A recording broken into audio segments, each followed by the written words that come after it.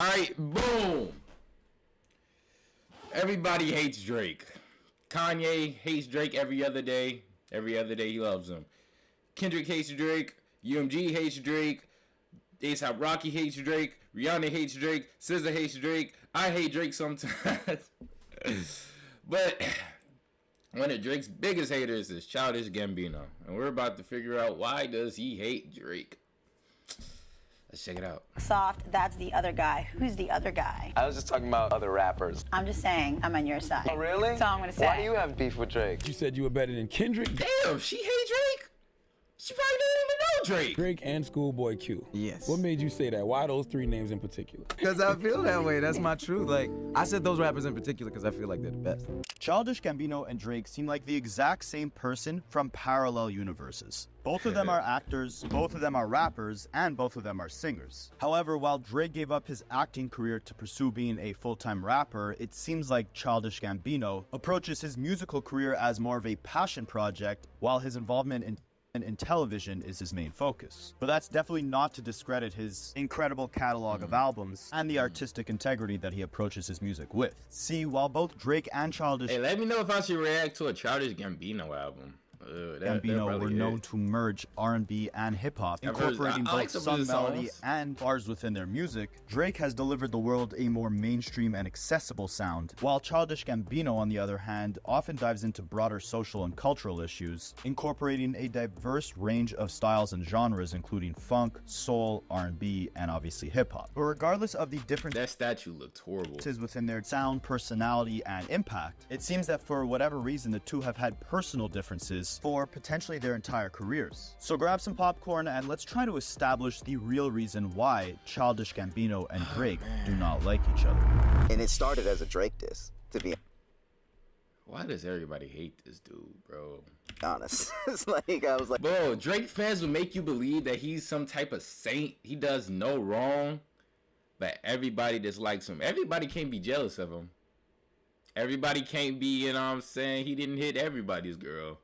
You know what I'm saying? Maybe he just did some people dirty and they don't like it, or they just don't like how he treats other people. I don't know. There's a lot of little nuggets in both of their disses that if it wasn't for these breakdowns, and salute to, guys like this, Rapaholics, because I think they directly get it. Now, it's important to note that this is not Drake versus Kendrick, Drake versus Pusha T, or Drake versus Kanye. A lot of the shots that were ever sent back and forth between Childish Gambino and Drake were very, very subliminal, very lighthearted, and almost indistinguishable from just generic bars if you didn't pay close attention. Now, the first one to set off this entire softcore beef was actually Childish Gambino. In 2011, he was gearing up to drop his first album, Camp, and again, just important to keep in the back of your heads that both him and Drake were some of the first few rappers at the time to be actors and rappers who portrayed more of an emotional, non-confrontational image while incorporating sung melodies and bars within their music. So in April of 2011, Childish Gambino drops a track called Break. On that record, he rapped, "You can't go ham, you're a Jewish N-word." That's this a All of the Lights remix or something? Hold up. That's kind of Drops fire. a I gotta track listen called to Break. that. On that record, he rapped, "You can't go ham, you're a Jewish N-word." Now, this could have been a diss at Drake for several reasons. Firstly, Ham is the name of the first song that Kanye West and Jay-Z released to promote their album together called Watch the Throne. Before the album was released, Drake did an interview with Tim Westwood where Tim asked him when his collaboration album with Lil Wayne would be coming out. Drake basically said, "Yeah, we still gotta do that, but I hear there's these two other big rappers that are coming out with a project together as well." Then he sarcastically said, "I wonder where they got that idea from." Basically implying that Kanye and Jay felt the pressure of the massive forces that Drake and Lil Wayne were at the time, as the two were frequently collaborating and dropping hit after hit, so they decided to team up and distract the public and really make you remember who the throne belonged to. Kanye even mentioned this at a concert with Drake, saying that Watch the Throne would have never happened if it wasn't for Drake putting so much pressure on Jay-Z and Kanye West. Drake would also rap later that year in 2011 on I love Kanye's music, but when it comes to Drake, I don't know what, he's bipolar. Like, he's either the biggest Drake meat glazer or he's the biggest Drake hater. DJ Khaled's song "I'm On One," saying, "I just feel like the throne is for the taking, watch me take it." Some pretty aggressive bars considering Drake was a relatively newcomer within the game. So to go at Kanye and Jay-Z, who were already massive legends at the time, was kind of a bold move. Some might say, you know, he tried to go ham on them. At least you might have said that back in 2011. I don't think anyone's used that word since then. Now, on the song Ham, Jay-Z also sends subliminal disses at Birdman, the owner of the record label that Drake is signed to, Cash Money. Back then, Birdman used to always say that he had more money than Jay-Z. So on the song Ham, Jay-Z rapped, I'm like, the nigga that don't pay nobody got more money than... really? $500 million? Really? You got baby money. Keep it real with these guys. You guys ain't got my ladies' money. Baby here is a double entendre, as Birdman also goes by the nickname Baby, and Jay-Z is basically telling him here that he has baby money, that he's not even as rich as Jay-Z's wife, Beyonce, is. Now, I know we're getting a little bit off track here, and I'm going to do a full video on the beef between Jay-Z and Birdman and Lil Wayne, but Wayne... Bro, I'm going to react to every rap beef in history. I gotta do that. Basically responded to this diss on his album The Carter 4 on a song that also featured Drake, where he basically threatened to capture Beyonce the same way that Bowser captures Princess Peach in Mario. And this sparked a bit of a back and forth between Wayne and Jay-Z, and eventually even Drake and Jay-Z. But that Ham song tied Drake up in the middle of this entire beef due to his association with Cash Money, and due to the fact that he... How many beefs have Drake got into just because of Cash Money? Pusha T1, I think that's it. Oh, I guess. Threw a little bit of shade at Jay-Z and Kanye when they announced their Watch the Throne out. So why the Childish Gambino bar, you can't go ham, you're a Jewish person, could be a shot at Drake is because Drake is a African-American Jewish person. He's also the only rapper in the game that was Jewish and also African-American. Now, this is a double entendre because Jewish people can't eat ham. It's not a kosher food for their religion. And the word ham was an acronym that basically meant harder than a mother effer. Basically meaning you're about to go hard, you're about to go crazy. At the time that this Gambino song was released, Kanye and Jay-Z also released their track Ham, which started a back and forth between them versus Drake and Lil Wayne. And Gambino here is saying that the Jewish person can't go ham. In my opinion, this is just him telling Drake, like, stop trying to make these guys your competition. Stop trying to go ham on them or go crazy. They're not your competition. You're not at their level yet. Now, Drake wouldn't respond to this, but Childish Gambino actually ended up dropping his first album, Camp, on the same day as Drake's album, Take Care. On Gambino's album, he had a track called Bonfire, and on that song, he rapped, I don't talk soft. That's that other guy. And in an interview, he was asked who he was talking about when he said that other guy. And Gambino basically said he was just talking about other dudes or other rappers. But he also said this bar was in reference to the fact that people kind of view him as a soft rapper. And he was basically saying he can adopt rappers. He's also kind of saying it was directed at himself. I don't talk soft, that's the other guy. Who's the other guy? I was just talking about other dudes in general, other rappers. I feel like there's a lot of dudes who hear one song of mine and like, oh, it's soft. I'm like, no, listen to my other stuff. And the interviewer also asked him how he felt to be dropping an album on the same day as Drake. And when she asked that, Gambino kind of laughed and said like everyone's trying to pin him and Drake against each other and that they have no beef because Drake is just too big. Now, speaking of a soft... He knows that he hates Drake's guts. Everybody knows that. Everybody knows that he hates Drake's guts. Like, come on, like we ain't even gotta play. Like, I don't understand it, bro. Like, if you hate a nigga, just say you hate a nigga. Just say you hate a nigga. Like, it ain't even like I'm saying. Like, I guess that like yeah, he is a bigger artist, and like you're not as big as him at that time. Childish Gambino was like, I guess he was just starting off as a rapper. So coming out and saying, hey, I don't like Drake is probably like suicide. Like career suicide. So I don't know, because his fans is gonna hate you just like off the strength of you saying you don't like his music. But shit, what do I know?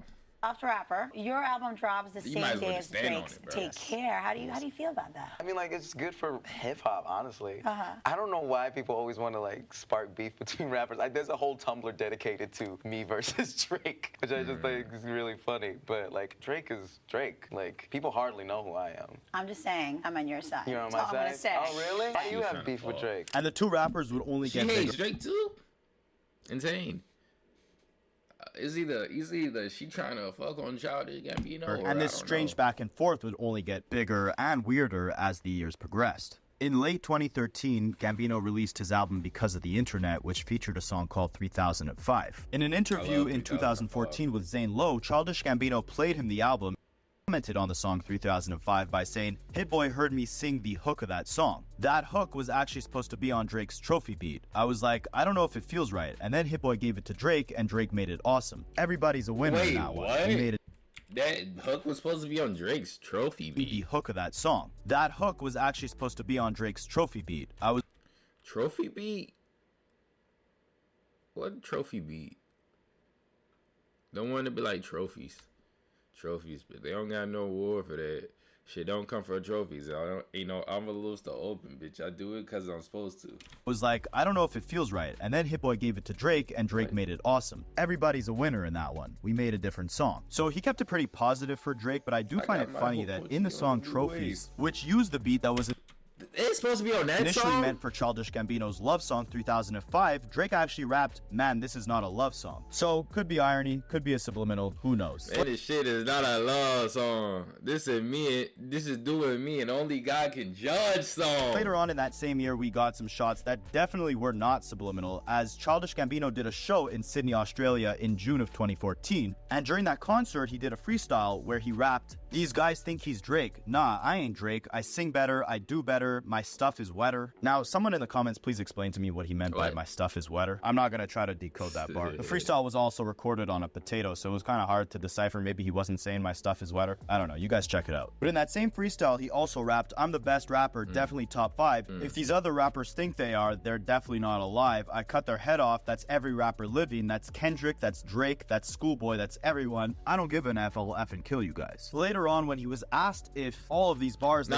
when Kendrick said that, Drake got in his feelings.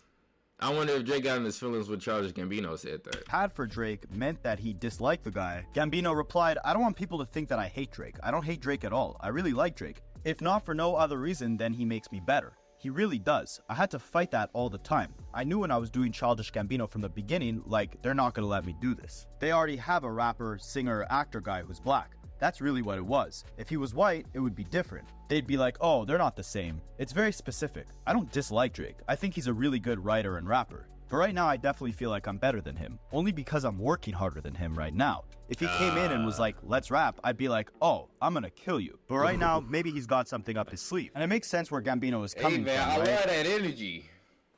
I like the competitive energy. I'ma just be honest. I love it. But I like when Kendrick do it. Childish Gambino does it, and then he kind of like, he plays that Kanye. He'll say, I'm better than you, but when it's like, he'll suck your dick when it's time to really stand on it. I mean, if both artists were put in the same box, but Drake was on a much higher level commercially, the only logical thing for Gambino to do to prove himself is to outwork Drake and just be open and ready for any challenge that might come his way. Now, shout out to Jeremy Heck, my fellow Canadian commentator, for pointing out that Drake actually responded to this diss on his own song 6 p.m. in New York in 2015 when he rapped, "Oh, you tried? It's so childish calling my name on the world stage." Just a little play on words on Gambino's actual rap name, and also saying that it's immature that Gambino was freestyling about being better than Drake during his concert. Now, those bars were stuck in between a diss for Tyga, where Drake is ironically calling him out for dating an underage Kylie Jenner at the time, so it went under the radar that this bar was likely aimed at Childish Gambino. Now, we didn't hear anything from the two for the next couple of years, but both of them took meteoric rises within their career. Drake selling 1 million copies in the first week with his album Views, getting multiple #1 hits with One Dance, Hotline Bling. Childish Gambino also getting massive hits and albums like Redbone and Awaken My Love. And then we fast forward to 2018 when in January, the first month of the year, Childish Gambino has a son and names him Drake, stating that he named his son Drake because Drake, the rapper, is his son. I'm joking, he never said that. I just thought it was kind of interesting that he named his son Drake, especially because just years before he was talking about how him and Drake were both... What? He did not name him son Drake. He did not... Donald Glover son, man. His name is Drake. Wait, no.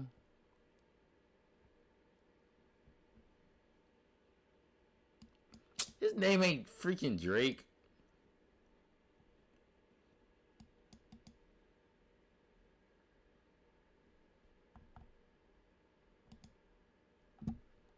All about his sons. Legend Drake and Donald the Third. What?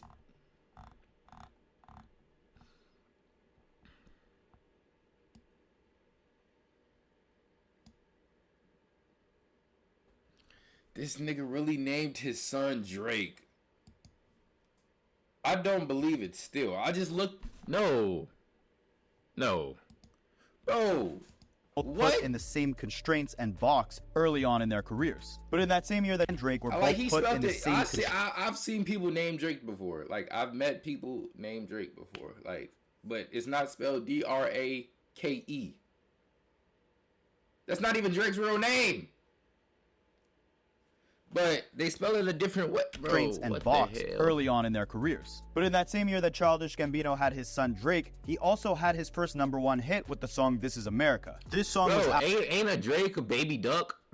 Absolutely massive. It won Record of the Year, Song of the Year, Best Music Video, and Best Rap Song Performance of the Year, all at the Grammy Awards. Song was also one of the most important pieces of cultural commentary within music that people had seen in years. It addressed all the issues within America, such as systemic racism, gun violence, the immunity that America has as a culture to the violence and racism that occurs within the country, and the dangers that African Americans face on a daily basis through threats from police, gang activity, and white supremacists. These simple lyrics carried such complexity to them. Bars like "Get Your Money, Black Man" emphasize the struggle for economic empowerment in a biased racial system. And a line like "This is Celly, that's a tool" would be a double entendre, as a celly, aka a cell phone, is something that every single person casually carries around in their pocket. Due to the dangers within society, we also have to carry the tool, aka the gun, on us at all times as casually as one would carry a cell phone. This bar could also emphasize the fact that cell phones are tools and can be used to document the police brutality and racial injustices within society. We saw this very clearly in 2020 when multiple civilians were able to document the horrific injustice done to George Floyd when that cop put his knee on his neck. Yeah, great song, critically acclaimed, #1 in the country, won like 4 Grammys, but it has nothing to do with Drake so far. So just remember that the song and its music video played an important role on commenting on the current state of the culture. Now, at the same time of the success of this record, Childish Gambino was also producing the 2nd season of his hit television series Atlanta. And strangely enough, bro, I love Atlanta, bro. That show is so fire, bro.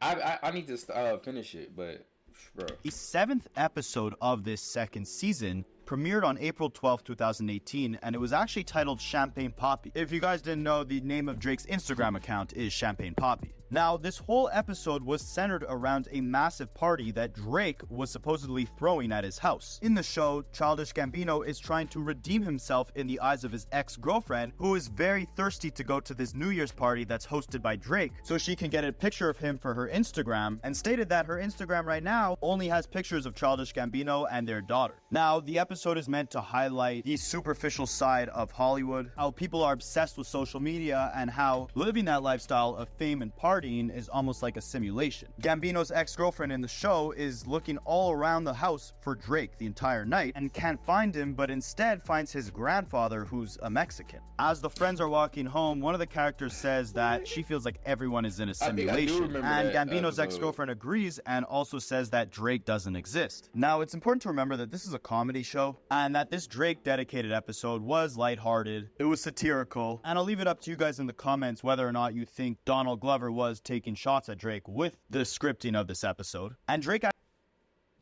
actually reacted to this episode on his Champagne Poppy Instagram, where he shared a picture of the episode and put a bunch of laughing This shit is surreal. I'm too hooked. Emojis saying, "This is surreal, I'm way too high for this." So now 2018 is ending. Childish Gambino has his #1 song with "This Is America" and his TV series Atlanta, where in the episode Champagne Poppy, he's highlighting the vanity and materialism that comes with the lifestyle that a guy like Drake lives. In September of 2018, Childish Gambino also drops his record Feels Like Summer, where in the music video, you see a cartoon version of him walking down a long road, bumping into a bunch of other cartoon rappers, and Drake is portrayed chasing a cartoon of Future down the street, and Future's on a bike, and Drake eventually just runs out of stamina as Gambino walks by him, and he just stands there exhausted. That nigga Future stole Drake's bike. Maybe Gambino's saying that Drake can't keep up with guys like Future because he's not truly part of that culture, and as Kendrick would say, he runs to Atlanta to chase those hits. Who knows? I'll let you guys interpret that in the comments. Due to the massive success that these two rappers/actors were having at the time, they had no choice but to bump into each other at events, which led to them taking very stiff pictures together. And it seemed like the two got along okay up until April of 2023, when Childish Gambino did an interview with GQ magazine, and he told them that his hit song This Is America was actually originally intended to be a diss song against Drake. He said, to be Again, why?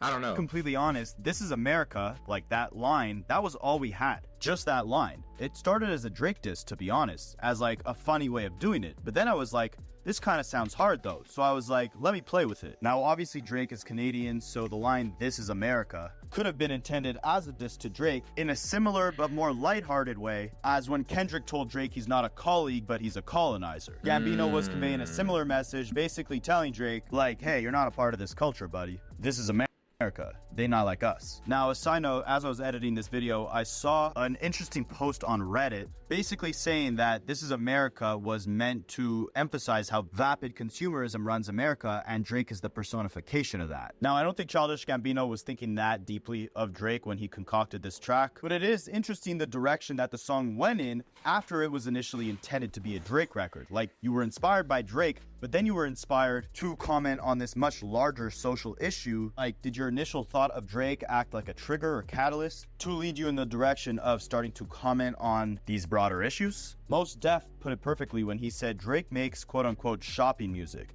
like music that you'd hear in the background while you're shopping at Target. There's no real depth, there's no culture or societal commentary behind Drake's music. It's just... But Mos Def is like one of those, like... He's like one of those niggas that'll rap about aliens invading or some bullshit like that. But I was gonna say, I heard somebody talk about Drake in the same sense that they talked about like Jason Derulo and Flo Rida. And now I started thinking, I was like, damn. Nah, they kind of right, because Drake do kind of make that type of music. Like, he makes that pop sounding R&B hip hop music, you know. So he makes a Jason. Drake is really just a Jason Derulo, Flo Rida type nigga. Like, if we being honest, just smooth, generic, formulaic, where it's designed to be easily consumable or digestible to the general public or the average individual. And yeah, his music is kind of like what McDonald's is to food. Like, it's not good for you, it doesn't improve your health, but it's easy. Alright, bro. Like, I get Drake might not be the most depth person to make music, or he's like not the best, or like he puts in the effort, but not the effort to like he just makes music that makes people, you know, that he makes music so people can like his music. And like every it's not a bad thing or it's not a good thing either. It's just, you know, I don't know. People just, I don't know, easy, bro. quick, convenient, and because of its ability to be comfortably consumed and pumped out in mass, it's at the root of the obesity problem within America. People love to overindulge. Anyways, it's not that deep. Gambino probably wasn't thinking. Yes, it's fast food, but it's not necessarily negative that his music is fast food. That's what I'm trying to say. Like, why does it always have to be a negative or a positive thing? Why can't it just be a thing? And whatever it is, it is. About how Drake is the music equivalent to McDonald's when he was thinking about dissing him on This Is America, but it's just food for thought, no pun intended. And Drake didn't seem to like the fact that Gambino said this record was initially meant to be a diss about him, because when Drake went on tour in summer of 2023, he performed his classic hit Headlines, and the visuals when he was performing that song were a bunch of random, negative, kind of satirical headlines popping up on the screen. One of the headlines was the overrated and over-awarded record This Is America was originally supposed to be a Drake diss. Also important to note that Gambino said he had the song idea for This Is America. It was nigga said This Is America is overrated, and Drake is just the nigga is so sensitive. Like, I feel like if you bump into him, he might get wet or some shit. Like, come done on. 3 years before he actually released it. 3 years before he released bro, it. Like, bro is so fucking sensitive. It's insane and aggravating. It means that he created the idea of the Drake diss back in 2015, which makes a lot of sense because a year prior to that, in 2014, was when Gambino was dissing Drake in freestyles during his concerts and saying that he's better than Drake and that he'd be happy to go toe-to-toe with Drake in a rap battle. Drake also threw some shots at Gambino on the 2023 track Meltdown with Travis Scott, where he rapped, "You talk to the cops on some therapist stuff, you act like you love this American stuff, but really the truth is you scared of the 6. Now, the 6 is what Drake refers to Toronto as because the area code is 416. And the you love this American stuff bar was obviously directed at Gambino. Toronto got an area code? Because his track This Is America was supposed to be a Drake diss. The bar before this was also Heard Your New Joint, It's Embarrassing, and many people thought that Drake was talking to Pusha T with that bar, but I don't think it was really aimed at him because the album that Pusha T put out before that was his first #1 album of all time. It was an incredible body of work, like there was nothing embarrassing about that Pusha T album. However, if we look at the last album Childish Gambino released before Drake rapped those bars on that Meltdown record, it was his album 3.15.20, which came out on March 22nd, 2020, and it was an unfinished album. It had no album cover, none of the songs had titles, and it was his least successful album commercially of all time. So when Drake said, Heard Your New Joint, It's Embarrassing, I don't think he's talking about Pusha T. I think he's talking about that Childish Gambino unfinished album. Now, that was the last subliminal that we heard from Drake because obviously, as you guys know, he got roped up just a couple months later in that massive beef with Kendrick Lamar. And at that same time, Childish Gambino was cooking up his next album, Bando Stone in the New World. Now, in promotion of that new album, he actually went on TikTok live in June of 2024 when he had some negative things to say about the whole back and forth between Drake and Kendrick. He said, the problem is we're not having enough fun. So this rollout that's coming is mostly about fun. I'm trying to have fun. I feel like there's not enough people that are just here to have fun. When I was a kid, there were big things that would unite us. And I just feel bad for you guys. This generation does not get it. Y'all get like bad stuff. Everything that everybody can get in on is usually messed up. Even this year, the most fun we've had was from a fight. A song from a fight, from a rap beef, which I enjoyed every minute of. It was very fun, but still, kind of negative in a certain light, I guess. Oh, just a month later, in July of 2024, Childish Gambino ends up releasing the Bando Stone in the New World album, and the first thing that fans heard is that on the song Talk My Stuff, Childish Gambino is using a flow that Drake often uses. There's another song on the album that uses a similar flow to Drake, and this song is called Yoshinoa. Now, I don't know if I'm pronouncing that word right, but the bars that he's spitting on this record are some of the most obvious Drake disses that we've ever heard from Childish Gambino up till this point. So let's dissect this record. Firstly, the title of the song is Yoshinoa. Again, I don't know if I'm pronouncing that right, but Yoshinoa is a fast food chain, and it's one of the largest fast food chains of Goyodon. I don't know if I'm pronouncing that right either,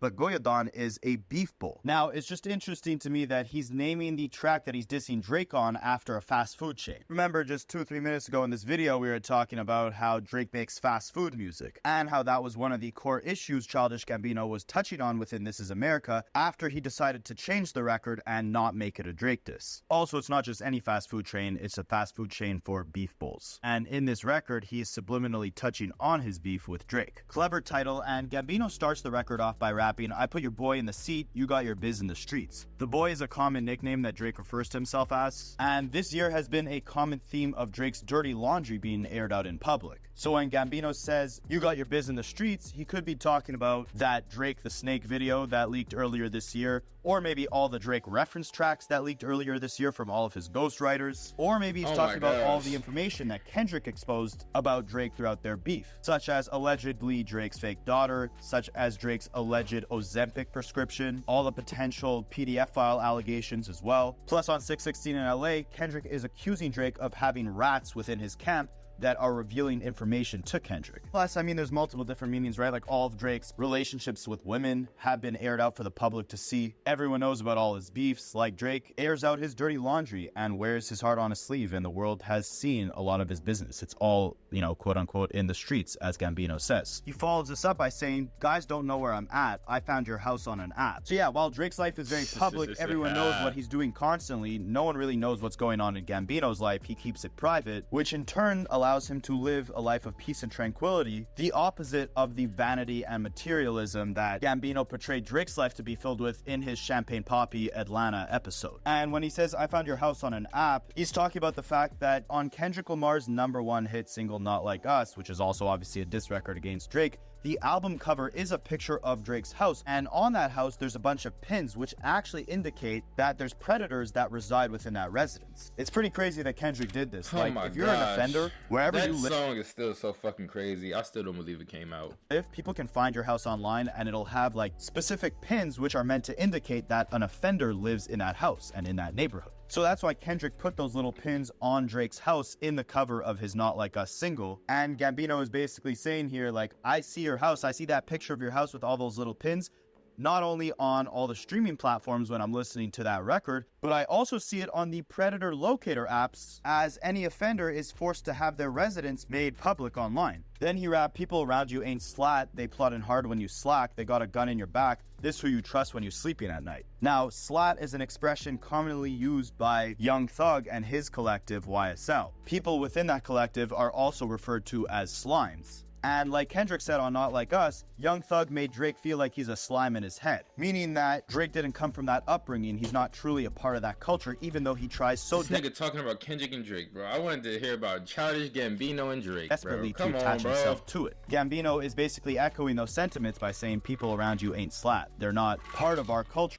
Why and does they're he also hate not keeping it this solid. man? They're the first ones that are going to stab you in the back, reveal information about you to your enemies, and turn on you. They have a gun in your back. Gambino also raps, mess with my kids, you mess with your life. You messing with these HOES, I'm messing with my wife. Basically emphasizing the fact that, you know, Gambino and Drake, they're very similar in age, but they're at very different stages of life. Again, Drake is consumed by the materialism and vain lifestyle that comes with being a celebrity within Hollywood. Meanwhile, Gambino is posted up in a private location with his family, his wife, his kids, focusing on growing something of actual value, while Drake is messing around with lower value women. Also, the line, mess with my kids, you mess with your life, is basically kind of like when Kendrick said, don't tell a lie about me and I won't tell truth about you, because Drake has a very bad habit in beefs of trying to bring women or family members involved. And both Gambino and Kendrick are warning him, if you bring it into family, if you start speaking on my family, you start speaking on my kids, that's when you're messing with your own life, because I'm lyrically gonna go all the way off on you. He also rapped, been a minute since he had to fit it on the notepad, which could be in reference to the fact that Drake consistently uses ghostwriters to complete his records for him. So it's been a while since he had to actually write something down himself. Then he raps, in my opinion, the best bar in this entire record, where he says, these guys' jokes are so dad, but they haven't seen their son in a month. Obviously, again, like Kendrick, he's alluding to the fact that Drake is not the best parent and isn't present enough in his child's life the same way Gambino's present in his kids' lives. But the dad joke bar is too good, because Drake loves these corny dad jokes. Like, even when he put that thing up at his concert that said This Is America was an overrated and over-awarded track, that whole stunt was like a corny dad joke. Him putting Tupac AI vocals on that Kendrick diss song was like the rapper equivalent of a dad joke. Him rocking a content community college sweater on his Instagram story, or making a bunch of these captions that were all passive-aggressive and subliminal, they're all like corny dad jokes. So Gambino here is criticizing Drake for moving like a cornball, and in a lot of the previous bars we touched on, he's emphasizing the fact that Drake, might be 37, but he's not living like a 37-year-old. He's sleeping with HOES, he's acting immature, he's making corny dad jokes, he's surrounding himself with guys that aren't actually solid to him, and he goes on to emphasize this when he raps, now his career's in a blunt, these rappers cosplay the industry Comic-Con, emphasizing even further that Drake is an outsider to the culture and that he's almost colonizing or just trying to fit in. Then he raps, white boy throwing dirt on my name for the think piece, which is something Drake has been called pretty frequently throughout the entire year. Rick Ross put out a Drake diss track where he called him white boy throughout the entire thing. Gambino proceeds to emphasize Drake's lack of maturity considering his age by rapping the bars, these guys almost 50 and they're dressing like a hype beast. Another bar that mirrors a Kendrick Lamar diss, as Kendrick Lamar rapped on Euphoria saying that Lil Yachty can't give Drake any swag. But meanwhile, Drake And Yachty can't give you no swag neither. I don't give a fuck has about who been you following hang around with. guys like Yachty or Yeeth or Sexy Red or Kai Cenat to try and kind of steal their aura or connect with the youth. Gambino kind of references the dad jokes again by saying, made a song but spent more time writing the caption. I'm an actor, you can put that on set, I'm about that action. The spent more time writing the caption bar was a very obvious Drake diss, and again another reference to when he was saying that Drake makes dad jokes, because again throughout this entire beef,